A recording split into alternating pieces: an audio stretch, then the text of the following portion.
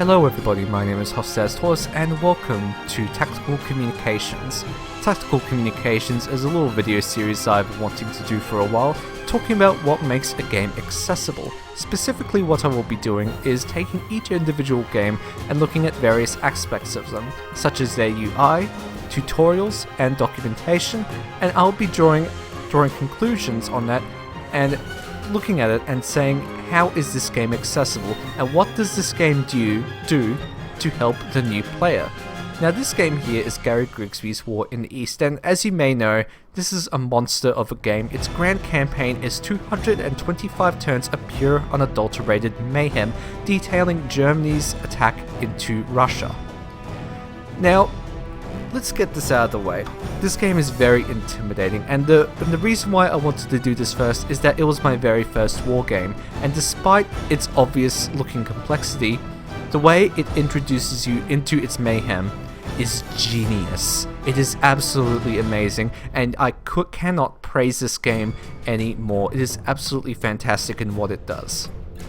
The very first thing that I want to talk about, my favorite aspect, is how it introduces you to the grand campaign. There are several different scenarios in this called Road to scenarios, and each Road to scenario shows a different portion of the campaign right at the very beginning of Operation Barbarossa. For instance, the German forces are split into three groups, Army Group A, B, and C, from the north to the south. Now let's take the Road to Leningrad scenario. The Road to Leningrad scenario is about 20 turns showing Army Groups A attack into Leningrad, and this is just this group here, and it moves north, and this compresses 225 turns into about 20 turns.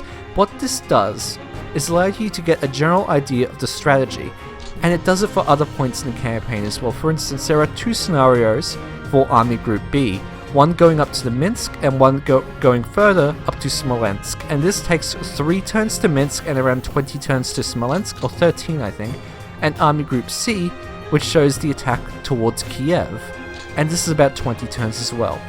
Now what this does is it takes 4 scenarios of different points in the campaign, and it shows you this is what you should be doing in the 225 turn grand campaign.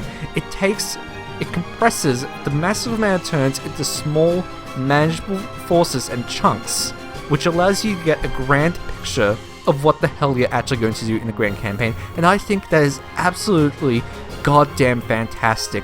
That is how you should do a war game of this scale, and it is beautiful. Gary Grigsby's War in the West, the success of this was a bit similar, however due to its setting it was a little bit harder to do. It added a lot more, and I may be talking about that in a future video. So let's talk about its tutorials next. So tutorials, they're not that good to be honest. I mean, what it does have a tutorial manual, and it is about 30 pages, and it shows like a 5-turn scenario? It's 30 pages and offers you quite a bit. However, my main complaint, and this is something that happens a lot, is that it doesn't bring you through the whole scenario. And I really hate that. It really bugs me, because I think in order to get a game of this grasp, you need to know the proper tactics and how you should finish a scenario, what you should get an idea of the grand scale and future plans, and showing turns and what you should do up to halfway point. It's not that good because it doesn't really set itself up for the ending of a scenario. And that's probably not very good for budding wargamers. For a budding wargamer, I think they will need a bit more. But I still managed to get through, and that sounds really conceited, but yeah.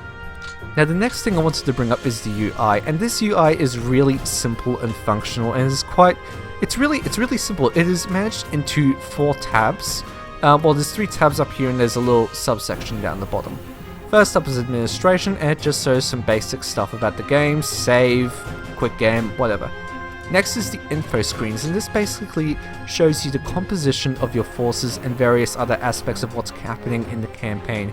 You got your reinforcements, your air doctrines, weather, victory points, production, losses, and the order of battle. And this basically just tells you everything that's happening with your forces and what might happen.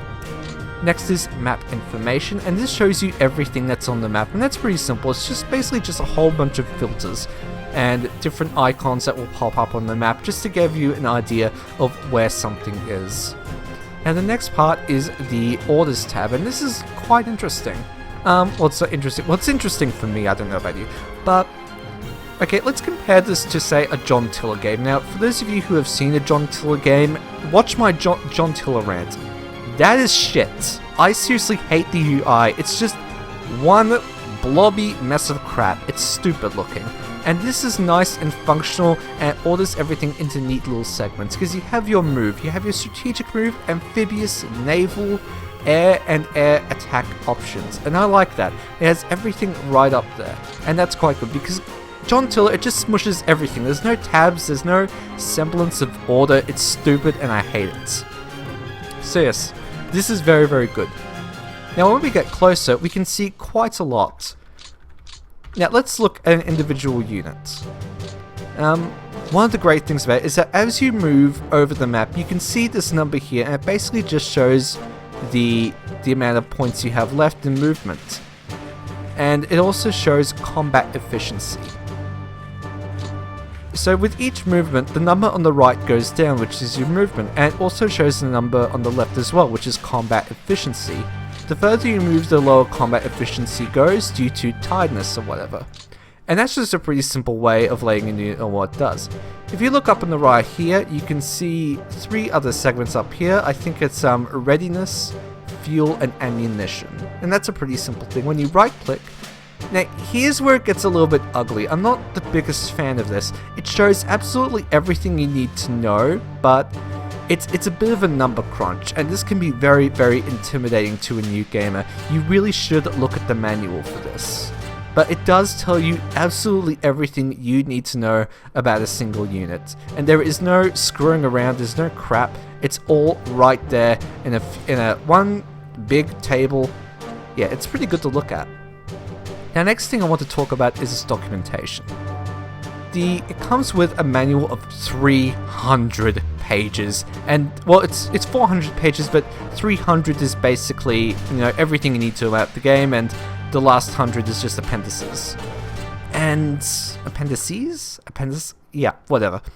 And this is amazing documentation. It has everything you need to know. It's got a lot there. It has a lot of not illustrations, but annotated game pictures, screenshots.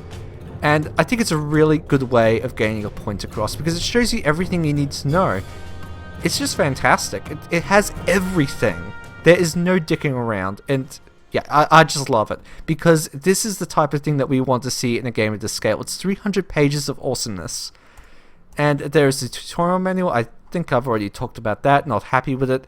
So let's sum all of this up. What this game offers is that it has a great UI. I give this a 10 out of 10. Oh wait, no, not a 10 out of 10. Let's say a 9 out of 10, because I still think this can be a bit confusing at the start. It's a bit odd and it's not very attractive. But this is pretty much the rest of the score. In regards to tutorials, I give that a 7 out of 10. Then the 7 is purely just because of the 3 scenarios that it makes up. The several scenarios that gives you an idea of the grand campaign. That's fantastic, but I'm not really a big fan of the initial tutorial gives here. I just don't like it. I think it should be more complete. What is next? I think that is everything I wanted to talk about. So overall, I would give this a 8 out of 10 for the upcoming wargame. It is extremely confusing to look at when you start, but when you really dive into the manuals and look into what the game offers, and you take it at the right pace, it really opens up for you. And hopefully if you watch this video, you will get an idea of how to approach this game, because if you approach this game wrong, it will fist you. It's going to be nasty. It really is. So this has been Hofstede's Tortoise, taking a look at what makes Gary Grigsby's War in the East accessible and why it's such a fantastic game. I highly recommend everybody check this out. It is extremely good, and even though this was my first title, this was my gateway title. I think it is fantastic. So this has been Hofstede's Tortoise, and I hope you have a good day.